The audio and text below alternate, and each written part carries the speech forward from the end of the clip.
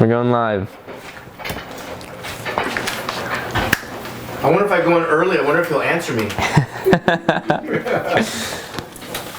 There's nobody. It's okay. They'll come on soon, right? Yeah, eventually. All right, let's go. Oh, there's one person. Oh, there's 9 people. Just say hi to your first 9 people. Oh, there's 27. Hello, 27 people. And Paloma. Is it Paloma Felica? You should teach me. Teach you what? All right, let's load the kiln. Hi, everyone. I'm Dax Newman. I'm 18 years old. I live in Southern California, and I am a ceramicist. So right when I got TikTok, I think I had maybe like 5,000 followers. Probably 3. I think it's 3,000. And I was like, Dad, I have 3,000 followers on TikTok. Like, I'm famous. And he was like, Dax, don't be another kid who doesn't know how to dance trying to dance and get famous on TikTok. So I was like, okay. And I made a pottery video, and it got like 11,000 views, and I was like, this is it. This is my thing. This is my niche. Eventually I did a video right at the beginning of quarantine, and it got 52 million views, and that kind of launched me into this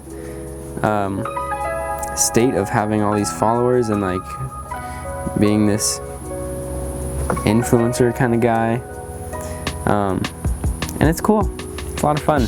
But I'd rather not be an influencer. I'd rather be an inspirer, which I read my comments and it seems like I am. So that's I'm winning. That's what I want. I've been told that I have the most followers for a potter ever, which who knows if that's true or not, but that's pretty cool. So I have 4.5 million followers, and I've got a lot of good fans who like to buy pots, and they're fantastic. So right now too is a good time. I find like any little bumps and I just scratch it off with my fingernail. So if there's any weird lumpy, slippy kind of things from when I was throwing it, they all kind of get scratched off now rather than later, because it's easier to scratch it with your nail than sandpaper. And you can't. Thank you. Thanks, guys. There's so many bowls. So I started pottery about 2 years ago, right? And I took a class. In 8th grade, we were choosing my classes, right, for high school. And my parents were like, "Oh, 3D design, like, you should get into computers." And I was like, all right, I guess we could try that. And then I signed up, and then I got there, and it was a ceramics class, and I was like, oh, what a pleasant surprise. And I've never, like, I do arts and crafts with like my mom and dad, but it was never like a real something that I wanted to do. Second year, got to use the pottery wheel, and I was like, this is cool. And it was a lot of fun. And there was a lot of kids in the class that were like not really killing it, and I was doing like almost barely okay. And I was like, oh man, like I'm kind of a boss at this. Just compared. And I just nonstop would talk about pottery with my family, and I'd watch all the YouTube videos and like the whole shebang. And for my 17th birthday, I got a pottery wheel, right?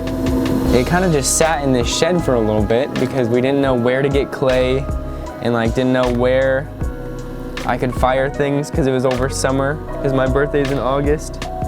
So eventually we found a place to get clay, and I asked my teacher if I could fire my pots at school, and he was like, well, I guess you can. Like, so I was like, dope. And I started making pots here. One day, my friend Wyatt was like, hey, I want 2 bowls like the one you posted on your Instagram, because I made a little Instagram for my pots called the Pot Shed. Because I'd be like, Mom, Dad, I'm going to the shed, I'm gonna make pots, and then it became the Pot Shed. That's how the whole thing happened. But my friend saw a post, and it was a marbled ball, or marbled clay bowl. And he's like, I want one, Dax. And I was like, all right, I'll make you one. So I made it to him, made it for him, and I charged him $30 ever for the first pot I ever sold. And that was dope, because $30 is pretty expensive for like, and I was okay, like it was not a bad pot, and it looked nice and all that. But $30, I was like, what the heck? Can't believe someone would pay $30 for like my little bowl. And that started me selling things on Instagram. And I would sell things to like my parents' friends and just kind of all just random people. And yeah, it was fun. It was a lot of fun. Then I made TikToks, and then now I sell pots to you guys, and that's even more fun. These steps are pretty, they're not steep, but they're steps, you know, and it's pretty rough carrying like 18 mugs on a board down, and you can't really see where you're going because there's mugs in the way. It's a lot, it's a game. Or I treat it as a game, and I never step on that first step. I don't know why. I don't like it though. It's a little messy, but it keeps the art flowing.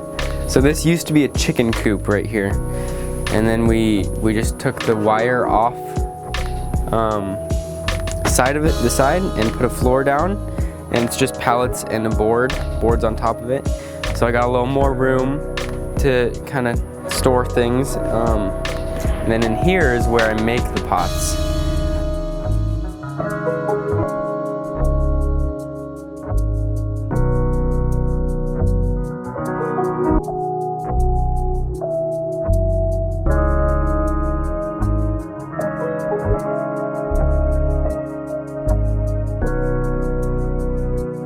It gets pretty toasty in here. It's an 8x8 shed.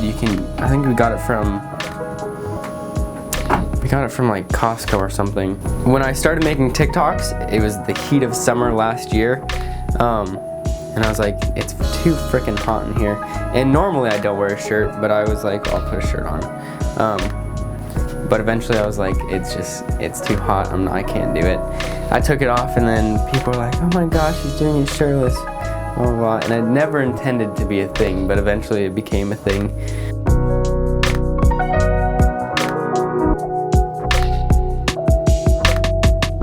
It was just kind of an area to hang out with my friends, and we were being rambunctious teenagers and like, let's spray paint some stuff. So my friends will literally, you know, a heart, like handprints all over, some triangle. I don't know, just kind of, we're having fun, spray painting things. It's better than spray painting something that's not our property. Yeah, and it gives it character. It really shows people that I'm not a professional. Like I'm in a little dingy shed, freaking 200 degrees, making pots, grinding it out. Here we're building a new shed because I need a little more space. And my pots are kind of overflowing into our house. My parents are tired of that, so I'm getting my own little area. Look at this face. I've never really done a face before, and I watched a YouTube video, and it just kind of came out like this. We'll see if it explodes or not, but dude's got some solid bone structure. When you're not in the pot shed, what do you like to do? So when I'm not making pots, I will surf and I rock climb. I do all kinds of things, but I'm mostly rock climbing or surfing.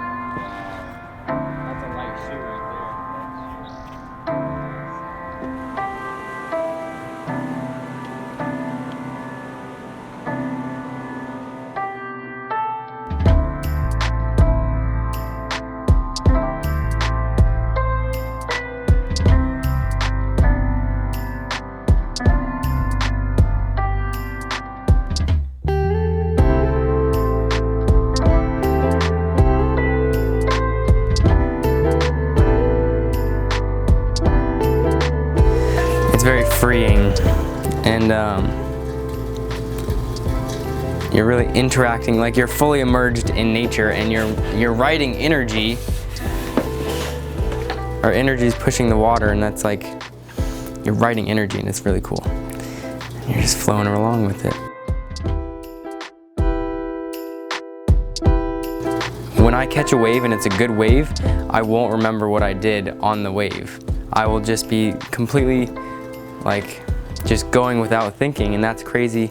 And it also applies to pottery, because when I'm making a pot, I'm not thinking about what I want it to be. I'm just going with it and letting it be what it wants, and I'm just moving it.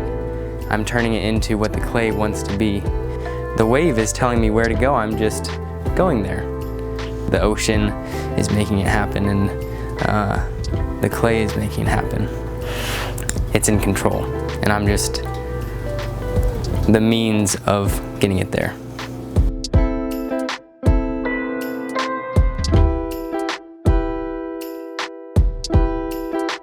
Rock climbing is a challenge. You really have to figure out where you're going to put your hands and where your feet are going to go and how you're going to get to the end, and it's the journey to the end that is the most exciting part. Climbing up the top of the rock is not exciting, but climbing along the side of the rock, like doing some really hard moves, like getting your fingers in little tiny holds and finding your way across, that's the fun part.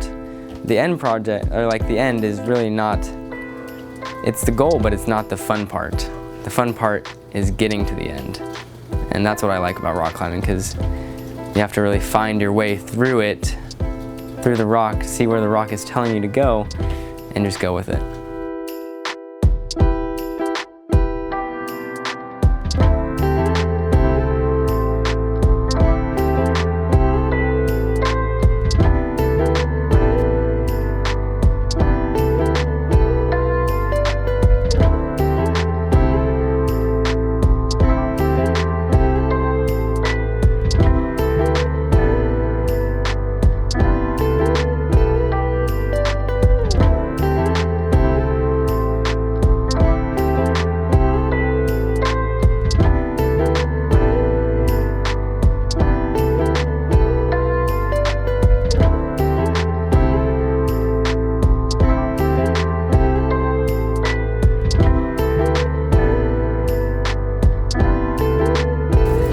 I wanted a van since I was probably 13 when I started getting into surfing, because I was seeing all these people and they had like 20 surfboards, and they would just drive around and they'd live in their car and they'd go surf these awesome waves. And I saw that and I was like, I need a van so that I can do that. And it became my life's goal, or for my first vehicle, to be a van. But my first vehicle wasn't a van, but eventually I got one, and it is this one, and its name is Shelby. It's a 2017 GMC Savannah, and it's got doors with windows, so it's not as creepy. It's still a little bit creepy though, but it's okay. And I travel around and I surf, and I can make pots in the back of it if I really wanted to. It's really cool. I like having a van. It's a lot of fun, I think. And I get to do cool things because of it.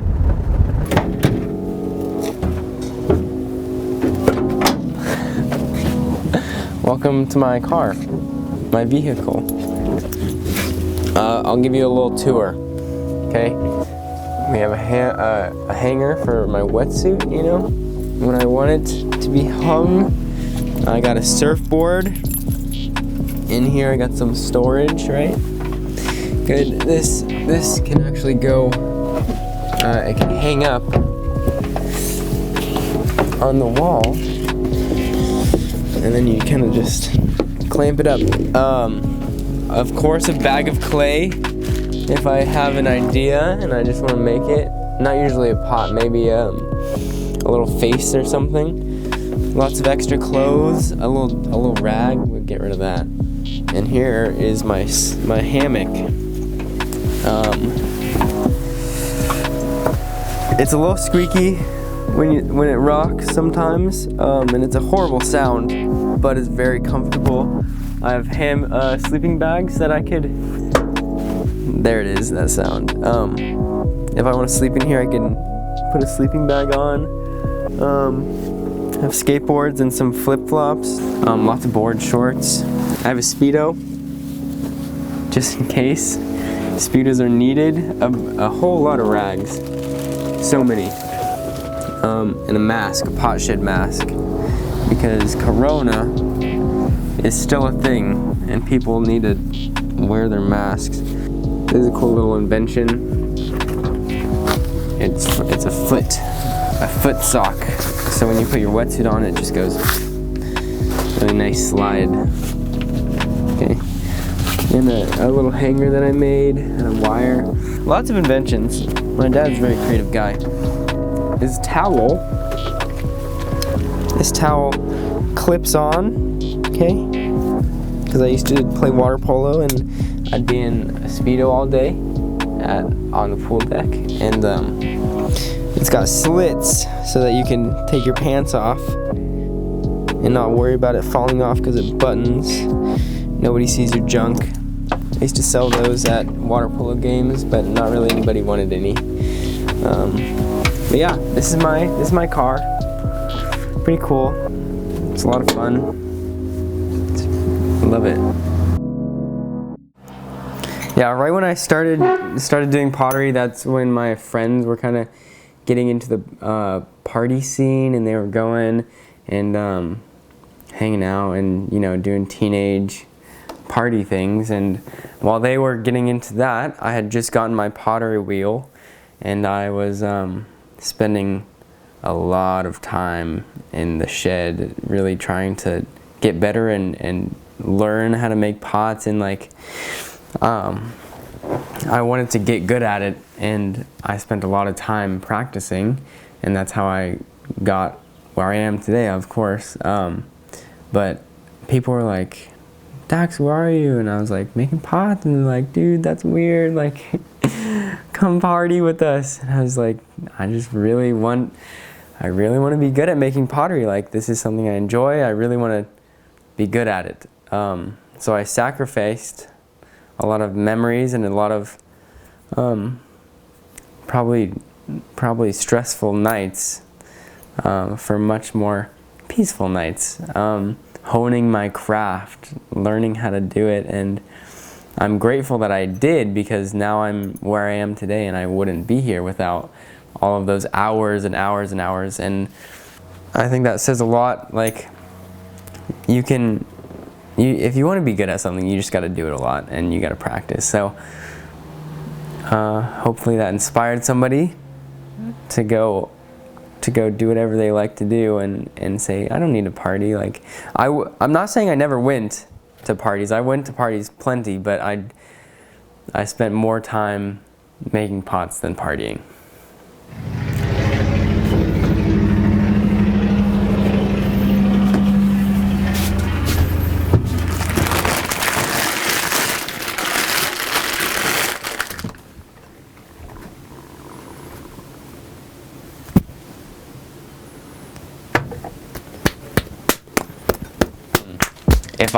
If I get all the balls and all the little potatoes, I call them, and I'm like going and I'm doing a live, and I'm just not feeling it, like I got weird wobbles in my clay and all kinds of things. First I'll end the live, sorry guys, I can't do it, I'm not feeling it, and I'll try and make a few more. If I'm not feeling it at all, I'll just, sorry, I'm not gonna waste the clay. Like, if I'm making bad pots right now, I'm just gonna not make pots. So that definitely will mess with, if I had a routine, that would probably mess with my routine, but I do not. If I did have one though, it would probably kind of put me to that next level if I started really making pots a lot, but we'll get there. So my friend has a shed, and it's the surfboard shed, so we don't make surfboards here. His is a little bigger. And every once in a while I'll go like make a surfboard, you know, keep it. I can't just make pots, I gotta make other interesting things, I think. And it's exciting, something different. This is my first one. It's really fast, surprisingly, it's so short, but It's epoxy, and I made the entire thing from start to finish. It's not the prettiest surfboard ever, but it's so good. The girl I was talking to at the time was a really good artist, and she drew this mermaid like skeleton thing, and it's really good. This is my blood, and it's glassed into the surfboard, so it's never gonna come out, and it's because I gashed my finger open. I think that's awesome. Where do you think this creative outlet comes from? I have no clue. I think my dad's pretty creative, and I would do crafts with my mom when I was young, so maybe that kind of ingrained it in my brain that I needed to make creative things or like do creative stuff. But I don't know. Who knows? I'm always trying to find something new and fresh. And a really good way to keep things different is by like messing up a little bit. Pottery does get repetitive, and if you're just making a cup 100 times on a video, they're probably gonna be like, all right, we know what happens, or like, we don't wanna watch this. So, and for my age, I think that I'm moderate, you know? I'm not bad, I'm not crazy, amazing good, but I can make a pot. Like, I can throw a thin pot, and I could make a big pot, so it feels good to be good at something. It's also really nice because somebody can buy it, and they can use it, and they can love it, and like, you can buy a painting and look at it and be like, wow, that's a nice painting, but you can't take a painting and drink coffee out of it. You can like, it's very physical, and it's like they're buying a piece of me when they buy my pot, and I really like that. Like, it makes me want to make pots so that they can like really love it. I don't think I'm an influencer. I don't want to try and influence people. I just want to do my thing, and if they like it and if they're inspired by that, that's fantastic. Like, that makes my day better, makes their day better. That's it.